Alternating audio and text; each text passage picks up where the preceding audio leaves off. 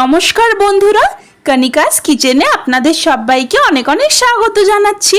আজকে আমি আপনাদেরকে একটি খুবই মুখরোচক আর সহজে বানানো যায় এমন একটি রেসিপি শেয়ার করব, চিকেন চিজ কাটলেট, যেটা বাচ্চা থেকে বড় সকলেরই খুব পছন্দ হবে। চলুন তাহলে আর দেরি না করে বানানো শুরু করা যাক আমার আজকের রেসিপি। চিকেন চিজ কাটলেট বানাবার জন্য নিয়ে নিয়েছি 700 গ্রাম পরিমাণে উইথ বোন চিকেন। এখানে আমি 3টে চিকেন লেগ নিয়ে নিয়েছি আর বাকিগুলো এমনি ছোট সাইজের চিকেনের পিস নিয়ে নিয়েছি। চিকেনগুলো কিন্তু আগে থেকেই ভালোভাবে ধুয়ে পরিষ্কার করেই রাখা রয়েছে। এর মধ্যে এবার দিয়ে দিলাম 1.5 চামচ পরিমাণে আদা রসুন বাটা। এখন ভালোভাবে চিকেনের মধ্যে আদা রসুন বাটাটাকে মাখিয়ে নিচ্ছি। চিকেনের মধ্যে আমার আদা রসুন বাটাটা ভালোভাবে মাখিয়ে নেওয়া হয়ে গেছে। এবার এটাকে ঢাকা দিয়ে 30 মিনিটের জন্য আমি রেস্টিংয়ে রাখবো। 30 মিনিট পর আমি গরম কড়াইতে আগে থেকে আদা রসুন মাখিয়ে রাখা চিকেনগুলোকে দিয়ে দিচ্ছি। এখানে কিন্তু আমি কোনো রকম জল ছাড়াই চিকেনটাকে সেদ্ধ করে নিচ্ছি। একেবারে লো ফ্লেমে 15 মিনিটের জন্য ঢাকা দিয়ে চিকেনটাকে সেদ্ধ করে নেব। চিকেনের মধ্যে যে এক্সট্রা জলটা রয়েছে তাতেই কিন্তু চিকেনটা খুব সুন্দরভাবে সেদ্ধ হয়ে যাবে। চিকেন আমার সুন্দরভাবে সেদ্ধ হয়ে গেছে, দেখে নিশ্চয়ই বুঝতে পারছেন বন্ধুরা। দেখুন কতটা জলও বেরিয়েছে এর মধ্যে থেকে। এবার আমি গ্যাসের ফ্লেমটাকে অফ করে দিয়ে চিকেনটাকে নামিয়ে প্রথমে ভালোভাবে একটু ঠান্ডা করে নেব। ততক্ষণে আমি একটা ভাজা মশলা বানিয়ে নেব। একটা গরম কড়াইতে দিয়ে দিচ্ছি কয়েক টুকরো দারচিনি, 2টো শুকনো লঙ্কা, দিয়ে দিচ্ছি কয়েকটা লবঙ্গ, কয়েকটা দিয়ে দিচ্ছি ছোট এলাচ,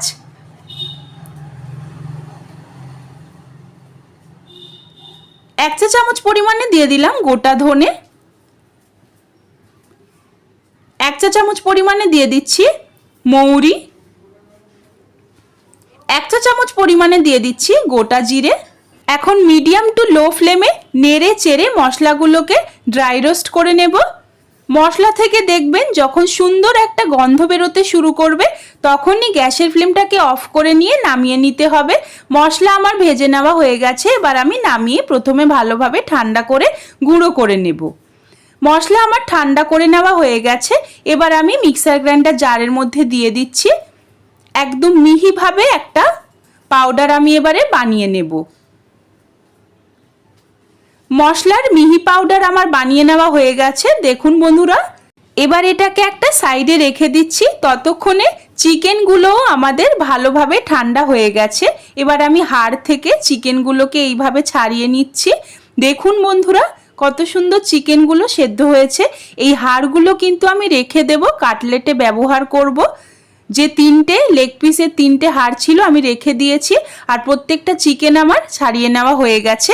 এবার হাত দিয়ে ভালোভাবে চিকেনটাকে মেখে নিচ্ছি যাতে চিকেনগুলো একেবারেই নরম সফট হয়ে যায়, কাটলেটটা যাতে খেতে অনেক বেশি ভালো হয়। এখানে নিয়ে নিয়েছি একদম ভালো মতন 100% মতন সেদ্ধ করে নেওয়া আলু। আলুটাকে আমি গ্রেটারের বড় দিকের সাহায্যে গ্রেট করে নিচ্ছি। আপনারা চাইলে অবশ্যই ম্যাশ করেও নিতে পারেন, গ্রেট করে নিলে পরে খুবই সুবিধা হয়। তাই আলুটা আমার গ্রেট করে নেওয়া হয়ে গেছে। এবার আমি আলুটাকে এই মাখা চিকেনের মধ্যে দিয়ে দিচ্ছি। মেখে রাখা চিকেনের মধ্যে আলুটা দেওয়ার পর দিয়ে দিচ্ছি 1 চা চামচ পরিমাণে লঙ্কার গুঁড়ো, 1 চা চামচ পরিমাণে ভাজা মশলার গুঁড়ো যেটা আমরা আগেই বানিয়ে রেখেছিলাম, স্বাদ অনুসারে লবণটাও এই পর্যায়ে দিয়ে দিলাম। হাত দিয়ে এখন সমস্ত কিছু খুব ভালোভাবে মেখে নেব। আর কোনো রকম উপকরণই কিন্তু এখানে আমাদের লাগবে না। ভালোভাবে সমস্ত কিছু আমি মেখে নিয়েছি। এবারে দেখুন বন্ধুরা, কাটলেটের জন্য কিন্তু ফিলিং আমাদের একদমই তৈরি হয়ে গেছে। এবার আমি বেশ খানিকটা মাখা এইভাবে নিয়ে নিচ্ছি। মোট 3টে কাটলেট আমি তৈরি করব সম্পূর্ণ মাখা থেকে। এইভাবে হাত দিয়ে চেপে একটু শেপ দিয়ে নিলাম। তারপর এর মধ্যে দিয়ে দিচ্ছি বেশ খানিকটা পরিমাণে মজারেলা চিজ, চিজটা দেওয়ার পর যে হাড় আমরা আগে থেকেই তুলে রেখেছিলাম সেটা এর মধ্যে দিয়ে এইভাবে চেপে চেপে একটা সুন্দর কাটলেট আমি বানিয়ে নিলাম। দেখুন বন্ধুরা কত সুন্দর দেখতে হয়েছে কাটলেটটা।